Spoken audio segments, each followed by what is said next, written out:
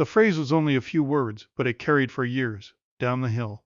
It came from a phone, not from a detective, not from a witness interviewed later, not from a confession written after the case became famous. It came from one of the victims, recording in real time on a trail in Delphi, Indiana, on a winter afternoon that should have ended with a ride home. Liberty German and Abigail Williams were teenagers. Libby and BB went to the Monoan High Bridge Trail in February 2017. The setting looked ordinary in the way small town places often do. Woods, water, an old railroad bridge, leafless trees, cold air, a path used by local people, and the ordinary setting became one of the most watched landscapes in American true crime. The case is remembered because Libby captured something before she died, a short video, a voice, a figure on the bridge. The recording did not save the girls, and that fact is devastating, but it kept the trail from going silent. It gave investigators a public image, a sound, and a warning that would shape the next 7 years of searching. For the families, the recording was not a clue in a puzzle. It was a final act of courage from a child who sensed danger. For investigators, it became a fixed point in a case filled with uncertainty. For the public, it became a haunting fragment, enough to make millions feel close to the case, not enough to answer the question everyone kept asking. Who was he? The first hours of the Delphi case were search hours. 2 girls did not come home. Families called. People looked. The trail was checked. The next day, the search ended in grief. From that moment, Delphi changed. A small Indiana community became a national name, and the bridge became a symbol of unfinished justice. The image from the phone mattered because it was both powerful and incomplete.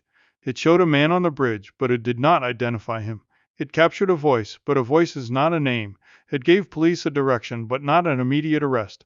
That gap between evidence and identity became the long torment of the case. Police released portions of the recording and images to the public. They asked for tips. Creatures were released. Press conferences were held. The case became a storm of speculation, theories, online obsession, and public frustration. Each update felt like it might be the one that finally closed the distance. Each time, the families were left waiting. That waiting is important to understand. A high-profile case can look active from the outside because people keep talking about it, but talk is not the same as proof. Investigators needed evidence that could survive court. A name from a tip line is not enough. A theory is not enough. A resemblance is not enough. The case needed a bridge between the recording and the defendant. For years, the public lived with fragments: the bridge, the voice, a phrase, the sketches, the press conferences. The fear that someone local had walked away from the trail and remained hidden in plain sight, that possibility made the case feel even colder. If the person was nearby, then the case was not only about a stranger in the woods. It was about a community forced to wonder who had been standing next to them. Richard Allen's arrest in 2022 changed the shape of the story. He was not a drifter introduced from outside the map. He was a local man, someone who had lived in the area, someone the public later learned had been connected to the investigation in ways that would become heavily scrutinized. The arrest brought relief, but it also opened a new question. Why had it taken so long? That question followed the case into court. The delay became part of the public conversation. But a criminal trial cannot run on frustration. Jurors are not asked to punish a delay. They are asked to decide whether the evidence proves the charges. So the case had to move from the bridge in the headlines into a courtroom where every piece could be challenged. At trial, jurors heard about the phone recording, and they heard about the unspent cartridge evidence. They heard about statements and admissions attributed to Allen, including recorded jail calls. They heard the defense challenge the state's theory and the way the evidence had been interpreted. The trial did not erase the years of public uncertainty. It placed them under legal rules. The phone remained the emotional center. It was the reason the public had something to hold on to, and it was the reason the case never became a total blank. But the phone was not the only evidence jurors considered. A recording can point. A cartridge can be argued. Statements can be weighed. A trial is where those pieces either hold together or fall apart. The unspent round became one of the most discussed pieces of physical evidence. Prosecutors connected it to a firearm associated with Allen. The defense challenged the reliability and meaning of that evidence. For viewers, it is important not to overstate it as magic. Forensic evidence is not a movie shortcut. It is testimony, method, comparison, cross-examination, and jurors deciding what weight to give it. The recorded statements mattered for a different reason. Jurors heard that Allen made incriminating admissions while in custody. The defense argued about his mental state and the conditions around those statements. Again, the case was not simple because the public wanted it to be simple. The jury had to decide whether the admissions were meaningful, reliable, and consistent with the rest of the evidence. That is why the Delphi trial was so closely watched. The public had waited for years, but the courtroom still had to slow down. A headline can say a man was arrested. A courtroom has to ask what proves it. A headline can say there was a cartridge. A courtroom has to ask how it was examined. A headline can say there were admissions. A courtroom has to ask what was said, when, and under what circumstances. The defense did what defenses do. It tested the state's case. It challenged conclusions, raised alternate interpretations, and pushed jurors to doubt whether the prosecution had proved guilt beyond a reasonable doubt. The state's task was to connect the evidence into one coherent sequence: the bridge, the video, the weapon, related evidence, the statements, and the man on trial. In November 2024, the jury convicted Richard Allen in the killings of Liberty German and Abigail Williams. In December 2024, he was sentenced to 130 years in prison with consecutive 65-year sentences. That sentence gave the families a legal answer after years of waiting, but a legal answer is not the same as restoration. It cannot return the girls. It can only declare responsibility and impose consequence. As of this current legal posture, the case is not frozen beyond challenge. Allen's appellate process is moving forward. Public reporting has described oral argument in the Indiana Court of Appeals as scheduled for the 21st of September 2026. That does not undo the conviction or sentence. It means the case remains active in the appellate system, and a careful narration must say both things, convicted and sentenced, with appeal proceedings still ahead. The appeal matters because Delphi has always been a case where public emotion runs ahead of the legal record. That is understandable. The victims were children. The recording was haunting. The delay was painful. But accuracy matters more in a case like this, not less. The stronger the emotion, the more carefully the facts have to be held. The first public release of the bridge image created an unusual kind of relationship between the case and the public. People were not only being asked whether they knew a name, they were being asked whether they recognized a walk, a jacket, a shape, a voice, a memory from a store, a street, a trail, a workplace, or a conversation. The evidence invited recognition, but recognition is not proof. That tension shaped the entire investigation. Every tip had to be filtered. A person can look familiar for the wrong reason. A voice can sound close but not close enough. A rumor can travel faster than a subpoena. For years, the investigation had to hold two truths at once. Someone in the public might know something important, and most public certainty would not survive legal scrutiny. That is a hard space for families to live in. The sketches made that space even harder. And images, different public interpretations, and changing investigative language gave people new material to argue over. Some viewers treated the sketches like answers. They were not answers. They were investigative tools. Their purpose was to generate information, not to replace evidence. In a case this emotional, the difference matters. The same is true of the audio. The phrase from the recording became famous because it was short and chilling. But a short phrase is not a full identity. It can narrow attention. It can fix a moment. It can confirm that the girls encountered someone dangerous. It cannot by itself carry the entire burden of a murder trial. That is why the later evidence became so important.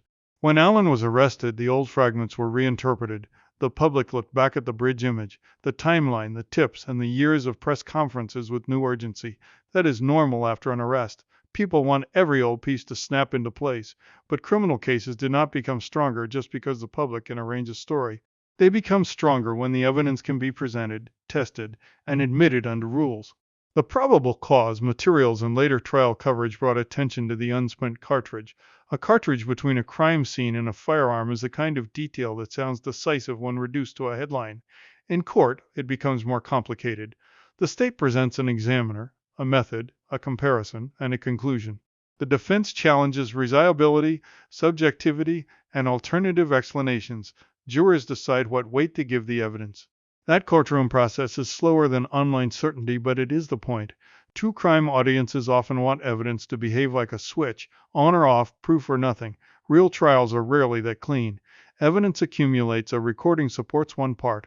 A physical item supports another. A statement supports another. Weaknesses are argued. The jury is asked whether the whole picture meets the burden. The admissions attributed to Allen were another central part of that picture. Jurors heard that he made incriminating statements while incarcerated, including in recorded calls. The defense did not simply accept those statements at face value. It argued about mental health, pressure, and reliability. That argument was important because a confession or admission can be powerful, but only if jurors believe it reflects truth rather than breakdown. For the public, that part of the trial was difficult. People had waited years for someone to say what happened, and then the statements came wrapped in questions about state of mind and jail conditions. The trial forced viewers to sit with discomfort. An admission can sound like the missing answer and still be challenged. The law requires a challenge because the consequence is a human being's liberty for the rest of his life. The defense also tried to pull attention toward alternate theories and investigative problems. Some of those arguments became public controversies. A careful narration does not need to litigate every theory in detail, because the verdict tells us what the jury ultimately accepted, but the existence of those arguments explains why the appeal matters. Appellate lawyers can challenge rulings, procedures, and legal decisions long after the jury leaves. That is how a case can have both a verdict and an open legal future. The jury convicted Allen, the judge sentenced him. The families received a formal judgment. At the same time, the defense can ask higher courts to review alleged errors. These statements are not contradictory. They are the normal structure of serious criminal law. The 130-year sentence has a symbolic force because it is longer than a lifespan. Consecutive 65-year terms said in legal language that each victim mattered separately. Liberty German and Abigail Williams were not merged into one headline. The sentence recognized 2 lives, 2 families, 2 futures taken. That distinction is important because public shorthand can flatten cases into a single name. Sentencing hearings often change the tone of a case. Trials are about proofs. Sentencing is about consequence. Family statements bring the courtroom back to the human loss that legal argument can sometimes obscure. In Delphi, the number of years mattered, but the grief around the number mattered more. No term can restore a child. It can only mark society's answer to the harm. The bridge remained in the background through all of it. It was there in the first public appeal, there in the public memory, there when tips came in, there when an arrest was announced, there when evidence was debated, and there when the verdict was read. A location can become an archive. Every new legal development sends viewers back to the same place in their minds. That mental return can be painful for the community. A trail that once belonged to ordinary life becomes something else. It becomes a destination for cameras, a symbol in Ostamani, a map point in Daikananens, a place people discuss from far away. For Delphi, the case was not remote content. It was local grief under national attention. This is why the visual treatment of the case should stay restrained. The bridge, the phone, the cartridge, the court hallway, the memorial, the empty trail. These images are enough. The case does not need dramatic reenactments of the girls. It does not need fake faces. It does not need gore. The real record already carries the weight, and the victims deserve to be remembered without being recreated. The most unsettling aspect of the phone evidence is that it represents presence. Libby was there, P was there, the man was there, the bridge was there. The recording is not an illustration made later. It is a surviving piece of the moment. That is why it has never left the case. It is not only evidence, it is the last line of contact between ordinary life and what followed. The investigation's long duration also changed how people understood justice. In 2017, many expected a fast arrest because there was audio and video. When that did not happen, frustration grew. But audio and video are not always enough. A case can have one of the strongest emotional clues imaginable and still lack the admissible chain needed to put a person in prison. Delphi forced the public to learn that difference in real time. By 2022, the arrest gave the case a defendant. By 2024, the conviction gave it a verdict.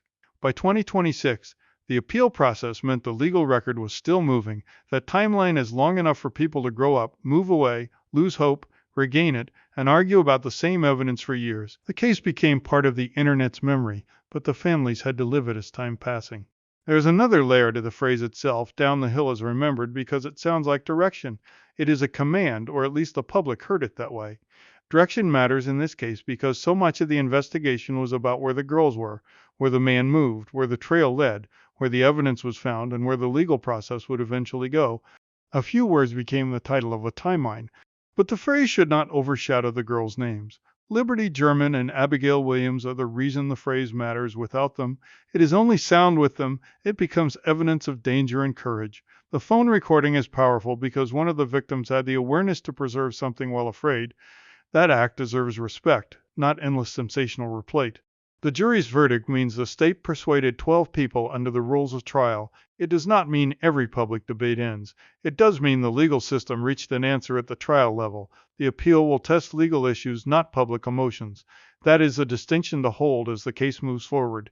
When people return to Delphi, they often ask how the case could have taken so long. That is a fair question, and parts of the investigation will likely be studied for years. But the length of the search should not erase the outcome reached in court. The law is allowed to be slow if the process is real. The tragedy is that the families had to endure every day of that slowness. The story also shows the limits of technology. A phone can record, it can preserve. It can warn, it cannot guarantee rescue. It cannot automatically identify a person. It cannot carry a case through trial without corroboration. Technology gave investigators a starting point, not a full ending. Human work had to do the rest. The Monon High Bridge itself became a visual shorthand for fear. A bridge is a crossing. It is supposed to move someone from one side to another. In this case, it became a boundary between the ordinary afternoon and the irreversible. The phone recording made that boundary visible, but only in fragments. Viewers keep returning to the bridge because it holds the unanswered seconds. There is a reason the audio became so haunting. It is short, direct, and stripped of context. It does not explain motive. It does not show the entire encounter. It does not name the man. But it carries authority because it was recorded before the world knew what the clip would mean. It is evidence made before the case had a public shape. That kind of evidence changes how people listen.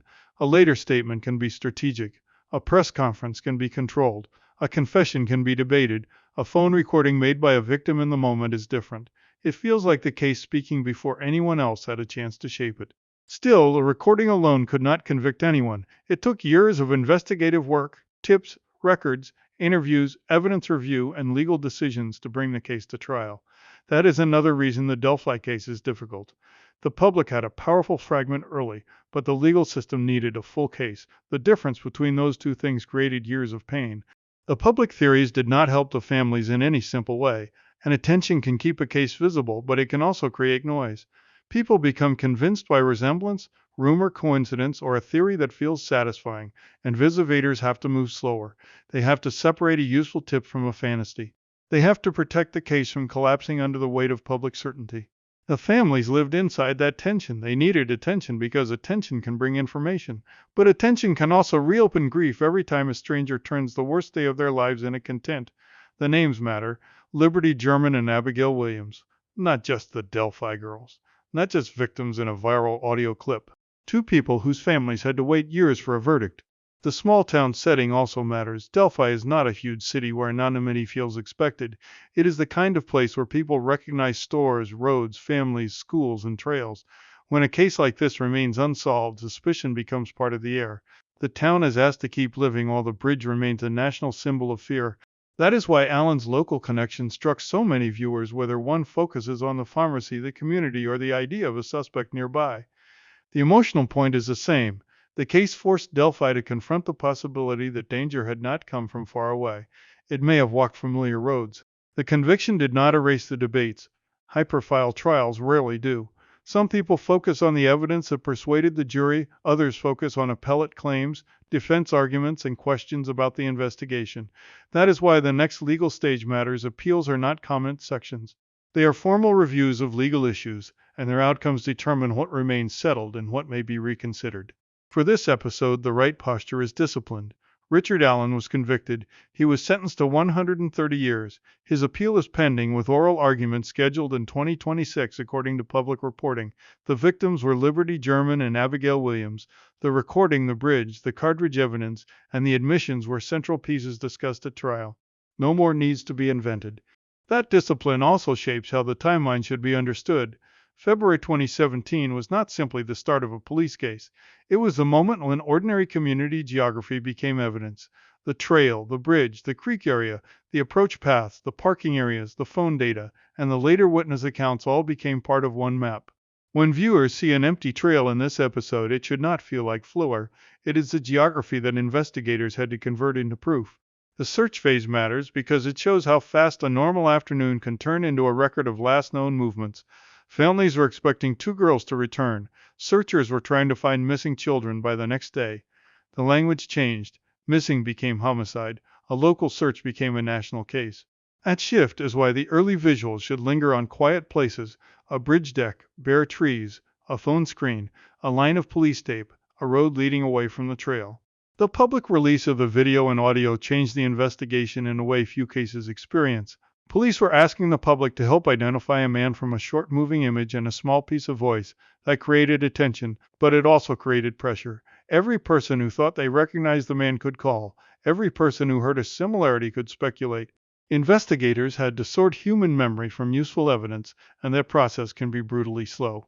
Slow does not mean inactive. It means each lead has to be checked without damaging the case. A bad public accusation can ruin an innocent person's life. A careless investigative step can give a defense attorney a real issue later. The most frustrating part of Delphi is that the case looked like it should be instantly solvable because the public had seen the bridge image. But the bridge image was only the beginning. Windification still had to be connected to admissible evidence. That is where the case becomes more than a viral clip. The prosecution's theory had to move from recognition to proof. It had to place Allen in the narrative the state presented. It had to explain why the cartridge evidence mattered. It had to persuade jurors that the admissions were not empty words from a person in crisis, but statements that fit the larger record. The defense had every right to attack each connection, because that is what serious criminal defense is for. The courtroom therefore became a second bridge. On one side was the public memory. The phrase, the sketch, the photograph, the here's awaiting. On the other side was the legal judgment, witnesses, exhibits, rulings, instructions, deliberations, verdict, sentence. The trial had to carry the case across that gap. If the state could not cross it, the public memory would not be enough. In November 2024, the jury decided the state had crossed it. Even after that verdict, the story remains difficult to narrate because appeals change the rhythm. An appeal is not a second internet trial. It usually does not ask viewers to rewatch every clue and vote again. It asks whether legal errors affected the proceedings in a way that matters under appellate rules. That is why the September 2026 oral argument date, as publicly reported, should be treated as a legal milestone, not as a dramatic reversal. The conviction and sentence stand unless a court changes them. For a YouTube audience, that distinction is important. Sensational storytelling would pretend every new appellate step means the entire case is collapsing. A serious episode does not need that trick. The suspense is already in the real record. A victim's phone, a bridge image that did not immediately identify a suspect, years of waiting, an arrest of a local man, trial evidence that jurors accepted, and a case still moving through review. The facts are strong enough without exaggeration. The best visual language is therefore controlled tension. When the narration discusses the phone, show the phone, not random text. When it discusses the trail, show the bridge and woods. When it discusses public tips, show tip-line desks, file boxes, maps, and investigators reviewing material. When it discusses trial proof, show court corridors, evidence folders, forensic tables, a quiet jury room door. When it discusses appeals, show appellate courthouse exteriors, legal briefs, and calendar pages. The picture should help the viewer understand the sentence being spoken. The case also deserves restraint because the victims were young. A strong episode can be gripping without exploiting them. It can hold suspense through absence. The empty bridge, the unanswered phone, the quiet family photograph implied by a frame on a table, the memorial flowers, the cold path. Absence is more powerful here than reenactment. The viewer should feel what was lost without being shown an invented version of the girl's final moments. That restraint is not softness.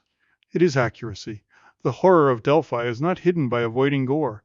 The horror is that a familiar place became dangerous. A child recorded a piece of that danger, and the adults left behind had to spend years waiting for the law to catch up. The law did catch up at trial. Whether the appellate process changes anything is a separate question for the courts. The grief remains outside all of those procedural boxes. So the episode should build like the case built. First the setting, then the disappearance, then the recording, then the public search, then the long gap, then the arrest, then the courtroom, then the sentence, then the pending appeal. Each stage should feel connected to the same location. The bridge is not just the opening image. It is the spine of the story. The Delphi case is not powerful because it has the most complicated evidence. It is powerful because one of the victims left a record in the middle of danger, and that record held the case open until the legal system finally answered.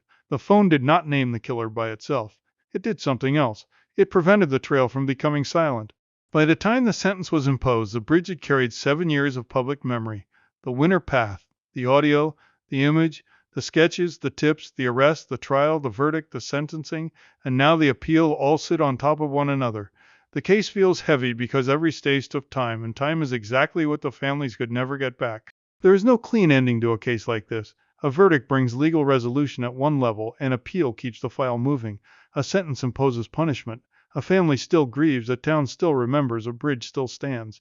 The phone recording still exists as a fragment from the last day 2 girls were seen alive.